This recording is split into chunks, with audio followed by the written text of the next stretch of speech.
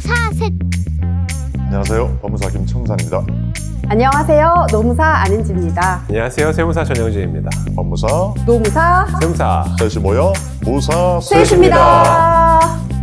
무사셋. 수습과 비슷한 개념으로 시용이라는 용어가 있거든요. 제가 이제 최근에 담당했던 그 부당해고 사건의 핵심 쟁점이 이 사람이 수습기관이냐 시용기관이냐 였어요. 저는 이제 근로자 측 대리인이었고 근로자 측이 이겼습니다. 어쨌든 그 수습과 시용은 법적으로 굉장히 명확한 차이가 있어요. 그렇기 때문에 이걸 잘 써야 되거든요. 일단은 수습은 가장 핵심 쟁점은 뭐냐면 수습은 일단 이미 이 회사에 채용이 된 상태예요. 채용이 된 상태에서 처음에 조직에도 적응하고 일에도 적응하는 시간이 필요하니까 두는 기간이에요. 그러면 시용은 뭐냐? 대법원 판례에서 시용의 법적 성격에 대해서 이렇게 정의하고 있는 용어가 있어요. 해지권 유보부 근로계약. 쉽게 말해서 조건부란 얘기죠. 그쵸. 해지를 유보한. 다른 말로 언제든지 해지할 수 있다는 거네요. 그러면 그렇죠. 아직 이 회사에 정식으로 채용된 사람이 아닌 거예요. 그래도 일은 한 거니까 수고비는 줘야 되겠지. 당연하죠. 임금은 무조건 하루를 일을 하더라도 임금은 무조건 줘야 됩니다. 시용은 정식으로 이 회사하고 확정적으로 근로계약을 체결한 것이 아니라 일정 기간이 흘렀는데도 이 회사에서 원하는 퍼포먼스가 나오지 않았을 때에는 언제든지 이 계약은 해지될 수 있다라는 것을 전제하고 일을 시작을 하는 거예요. 해고를 할 수 있느냐 또는 조금 어렵게 내보내야 되느냐 그 문제에 있어서 이게 굉장히 중요한 요소가 되기 때문에 구분해서 쓰는 게 중요하다라는 겁니다. 그러면 이거 만약에 구별하려면 계약서에 명확하게 기재를 해놔야겠네요. 수습인지 그게 시용인지. 또 포인트죠. 가장 중요한 거는 수습이랑 시용을 구분하는 가장 큰 이유는 수습기간이 시용의 의미로 사용이 되려면 계약서에 어떻게 기술이 되어야 되느냐. 해지권 유보 조항이 들어있어야 되겠죠. 맞습니다. 역시.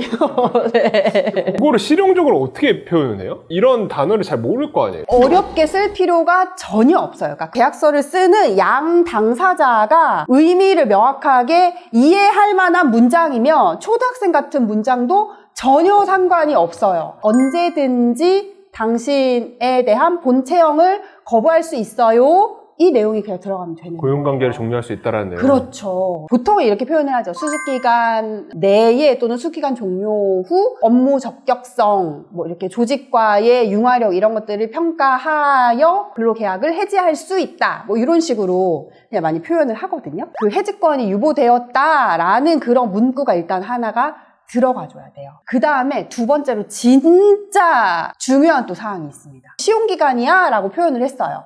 근데 저 사람 외모가 내 스타일이 아닌 거예요. 그 사장님이 이 근로자 외모가 내 스타일이 아니야. 그리고 뭔지 모르게 제가 싫은 거예요. 사람 그럴 수 있잖아요. 네. 그래, 저 사람은 어차피 시용이니까 시용기가 끝나고 내보내. 이렇게 할 수 있느냐? 안 되겠죠.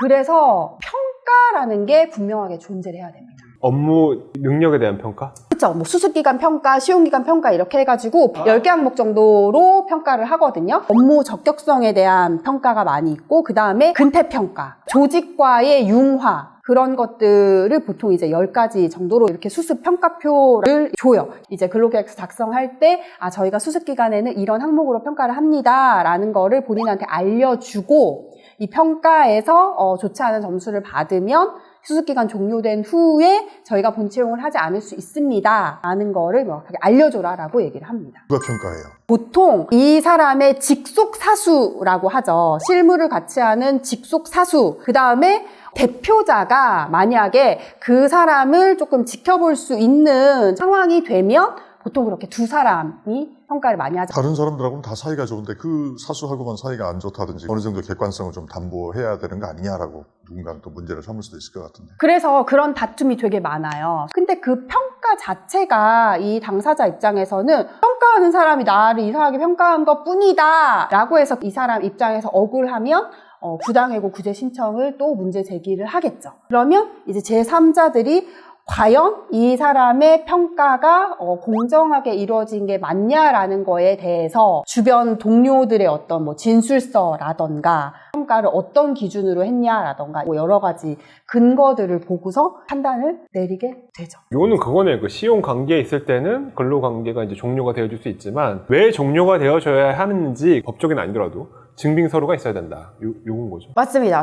수습과 시용이 구분되어야 하는 이유는 그 사람과의 근로관계가 종료가 됐을 때 해고의 문제로 번질 수가 있는 건데 정당한 해고냐 부당한 해고냐를 따질 때에 수습기간이었냐 아니면 시용기간이었냐에 따라서 법적으로 판단하는 정도가 달라요. 시용의 의미가 전혀 없이 단지 수습기간이었을 때 종료가 되면 일반 근로자를 해고하는 것과 똑같은 기준으로 판단을 해요. 굉장히 엄격하고 깐깐하게 판단을 해요. 시용기간이 명확하고 시용기간에 대한 해고다라고 하면 그 해고에 합리적 이유가 있었느냐 정도로만 판단을 하거든요. 제가 이제 했던 사건을 예시로 들어드리면은 정규직을 채용을 하는데 수습 3개월 이렇게 표기가 되어 있었어요. 아, 수습 3개월이 있구나라고 알고 들어갔어요. 계약서를 썼는데 여기에서 이 회사가 조금 이제 실수를 한 거는 뭐였냐면 수습기간은 뭐 3개월로 한다. 단 뭐 수습기간 도중 또는 수습기간 종료 시 뭐 우리 회사에 안 맞으면 근로계약을 해지할 수 있다. 이 문구는 그냥 약간 그냥 기본적으로 들어있는 문구거든요. 근데 이 회사는 특이하게도 안 썼어? 그냥 수습기간은 3개월로 한다. 수습기간 동안 뭐 임금은 뭐 원래 임금의 몇 %를 지급한다. 이 문구까지만 있었어요. 당연히 근로계약서를 작성할 때 아무도 설명을 해주는 사람도 없었고 평가를 하고 있었구나라는 거를 해고당하는 날 그 자리에서 처음 들었던 거예요. 부당해고 구제 신청을 하고 싶습니다. 라고 해서 그 회사에 이제 뭐 근로계약서하고 여러 가지 자료를 받아서 봤더니 시용기간으로 회사는 이해를 했지만 사실은 시용이라는 의미는 그 어떤 문서에도 드러나지 않았고 구두상으로도 평가라는 거는 얘기를 한 적이 없었고 이 사람은 그냥 누가 봐도 명확하게 수습이었던 거예요. 그 사건이 저희의 승리로. 해피엔딩이네요. 네. 그래서 마지막으로 정리를 해드리면 수습이라는 용어를 쓰더라도 첫 번째 수습기간 종료 후에 뭐 근로계약을 해지할 수 있다 이런 문구가 정확히 들어가야 되고 그 다음에 평가를 한다라는 내용도 기재가 돼야 됩니다. 그리고 무엇보다 중요한 것 세 번째가 반드시 공정한 평가가 실제 진행이 돼야 됩니다. 기간 또한 합리적으로 운영을 한다면 문구는 수습이지만 시용기간으로서 활용을 충분히 하실 수 있다라는 거 정리해서 말씀을 드리겠습니다. 네, 오늘 수습과 시용의 차이 아주 유익한 좋은 말씀 잘 들었습니다. 너무 유익했어요. 네.